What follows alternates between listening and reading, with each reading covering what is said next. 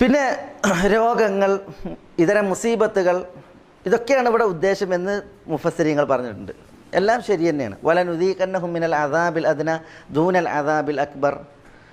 അവിശ്വാസികളെ സംബന്ധിച്ചിടത്തോളം അവർക്ക് വലിയ ശിക്ഷ വരാനുണ്ട്. ആ വലിയ ശിക്ഷയ്ക്ക് മുന്നോടിയായിട്ട് അവർക്ക് ദുനിയാവിൽ ചെറിയ ശിക്ഷയുണ്ട്. ആ ശിക്ഷ അത് ശത്രുവിൻ്റെ മേൽക്കോയ്മയാകാം, അല്ലെങ്കിൽ രോഗങ്ങളാകാം, വരൾച്ചയാകാം, പട്ടിണിയാകാം, ഇങ്ങനെയൊക്കെ അള്ളാഹുവിൽ നിന്നുണ്ടായേക്കാം. പക്ഷേ ഈ അദാബുൽ അദ്ന അത് വരുന്നത് എന്തിനാ അള്ളാഹു സമ്മാനിക്കണത്? അത് ചിലരെ സംബന്ധിച്ചിടത്തോളം അവർക്ക് അതൊരു ഉത്ബോധനവും ഉണർത്തലുമാണ്. ലഅല്ലഹും യർജിഊൻ. ചിലർ ഇന്ന തല്ലാണ്ട് അമ്മാവ ഞാൻ നന്നാവില്ല അറിഞ്ഞില്ലേ, അതേപോലെ എന്ത് കിട്ടിയിട്ടുണ്ടെങ്കിലും മൂപ്പര് നന്നാവില്ല.